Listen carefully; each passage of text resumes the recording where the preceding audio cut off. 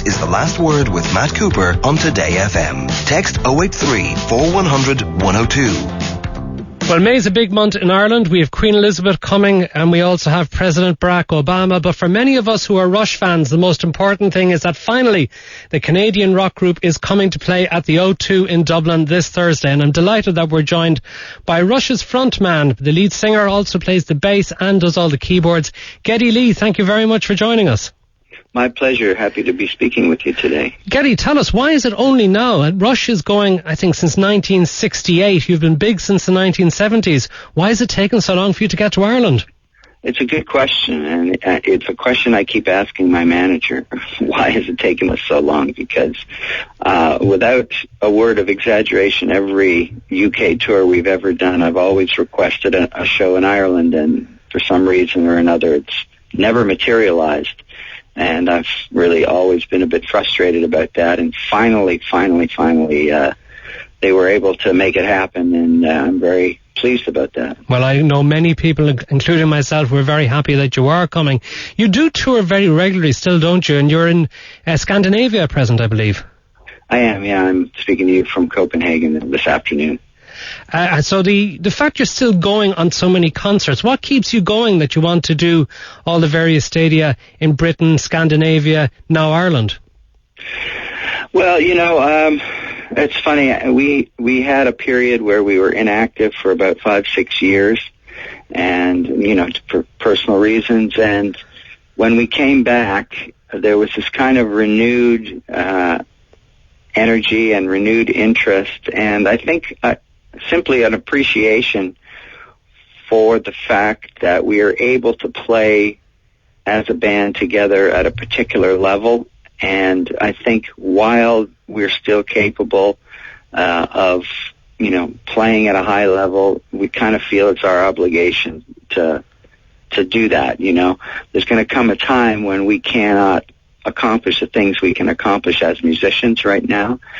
So I think it's a matter of carpe diem. It's a matter of grabbing the moment and doing what you can do while you can do it. You're certainly offering value for money. We're told that the concert on Thursday night is going to be 3.5 hours in length, and you're going to include your 1981 album Moving Pictures in that as well. Why did you choose Moving Pictures to go back and do in full?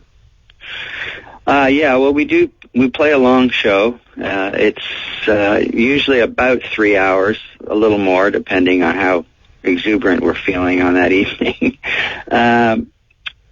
We chose Moving Pictures for a couple of reasons, mainly because when we started this tour, it was the 30th anniversary of the making of that album, and it is our most popular album, so those two reasons were fairly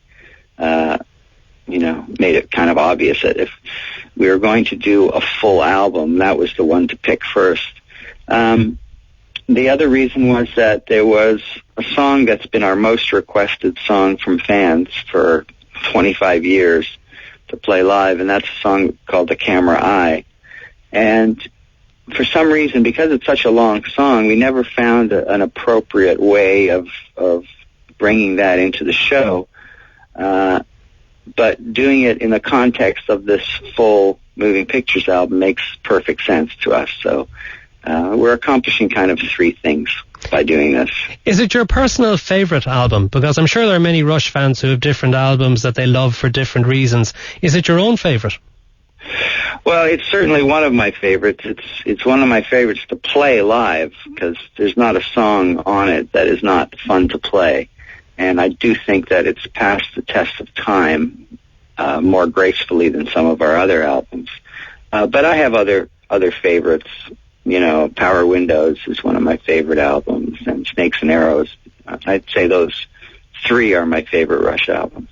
I particularly love Signals, which was a phase when you were doing an awful lot of keyboards and synthesizers.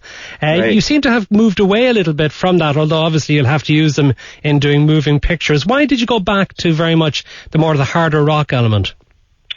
Well, there just seemed to be too much time I was spending away from my number one love, which is playing bass. And, as a keyboardist, I'm kind of adequate. I can get the job done. But I really loved playing bass, and it just became too much of a conflict for me, a conflict of interest, so to speak. And also the sound of the band was getting very heavily layered between the different experiments Alex was doing with his guitar sound and the keyboard sounds that I was adding, made our sound get very dense. And at a certain point, we decided we wanted a bit more clarity and a bit more singularity in the way we sounded. You're very analytical about your music, are you? Yeah, well, I think it's, if you're going to be in a band for 40 years, I think you have to be a little bit to make sure you're not repeating yourself, and that you're still finding new ways of exploring your abilities as a writer and as a player. I think you have to be analytical. And indeed, Snakes and Arrows, which I think is 4 years old now at this stage, is an album that I love as well. And how reassuring is it to you as a musician that you can produce something like that so well into your career?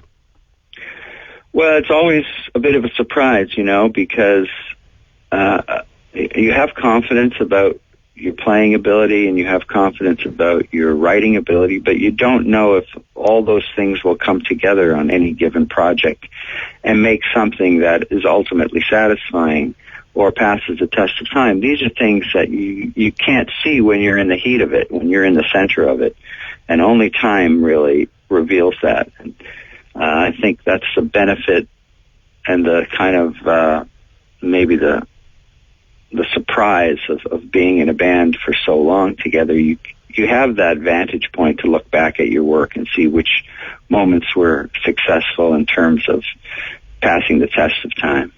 And how well have you done to stay together for that length of time? 35 years plus for yourself and Neil on the drums and Alex as guitarist, who of course was a friend of yours going back into childhood.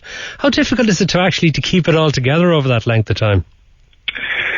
Well, yeah, we've had our ups and downs, but at the end of the day, you know what? We're friends, and I think we've never really put anything in front of that friendship. Of course, there's sometimes you have to have your work hat on and your business hat on, but generally, we enjoy each other, we respect each other, and more importantly than anything, we really do know how to make each other laugh, and that is, I think, the main thing that's kept us together. And indeed, there's a number of people as well who know you, yourself and Alex, through doing things for the Trailer Park Boys. How enjoyable has that been for you?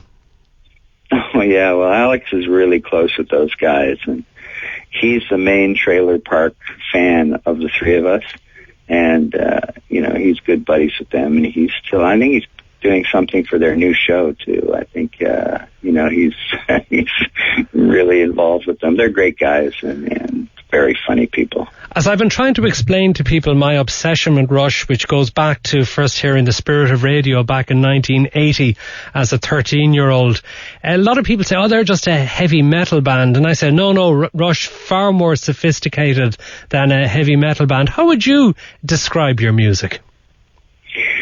It's hard for me, honestly, to describe what we do. I really don't know what it is.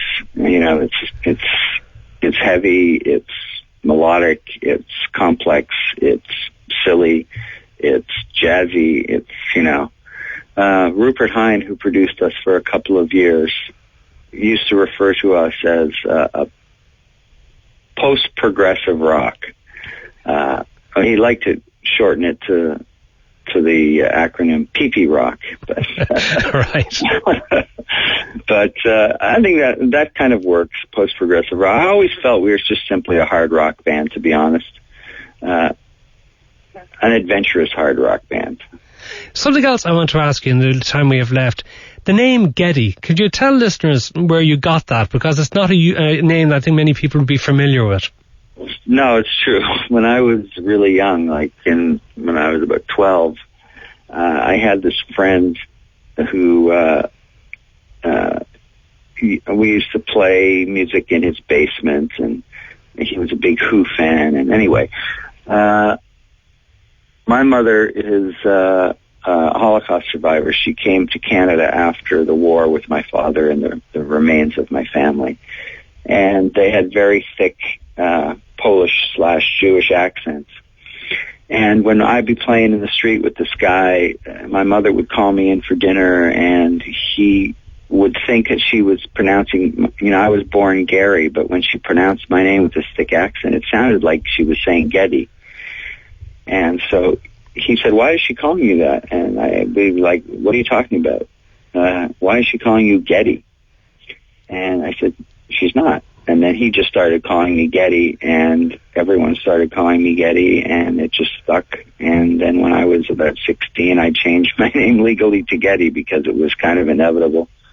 I saw your mother in the DVD of Beyond the Lighted Stage, and how aware were you of being the child of a Holocaust survivor? How important was that in your growing up?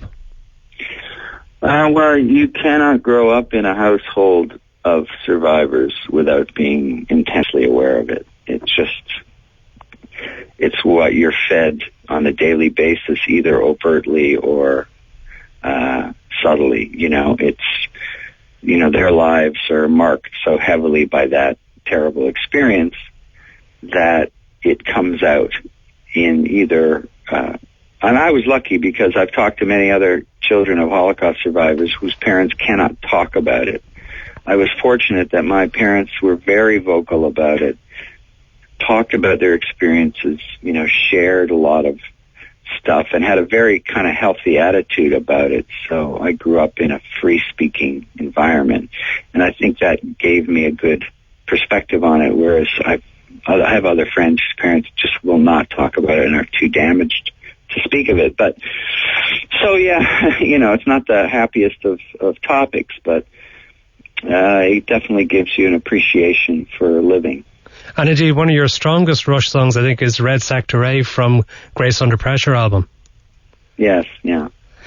That song came about through conversations I was having with Neil about my mother's past. And I remember there was this one story my mom told me about how when she was liberated, she had this feeling when she finally realized that it was true, that the war for her was over. And she had walked out of this work area, and she couldn't really believe that there were people in the outside world that were going on with their lives while they were in this kind of hellhole. And so I portrayed that attitude, or conversed with Neil about that. And it was one of the elements that he used to put that kind of fantasy song together. Well, I am looking so much forward to the gig on Thursday night in the O2. For the first time, Rush coming to Ireland, playing part of the Time Machine tour. Geddy Lee, it's been great having the chance to talk to you, and I look very much forward to hearing you sing and playing all those instruments and the band in action on Thursday evening. Thank you very much for joining us. Oh, thank you, Matt. It was nice talking to you. And that interview, which, as you may have gathered, I very much enjoyed doing, was recorded on Monday, so that gave me plenty of time to decide what piece of music we would play out tonight on from Rush. And the idea was originally maybe something that many people would know, such as The Spirit of Radio, or Tom Sawyer, or something like New World Man, or The Big Money from Power Windows, one of the albums that Geddy referred to there as being amongst his favourites. But instead, I've decided to go from the last studio album, Snakes and Arrows, which for guys who've been around for over 35 years, was an absolutely fantastic album brought out a few years ago. Gone for the first track on that album. This is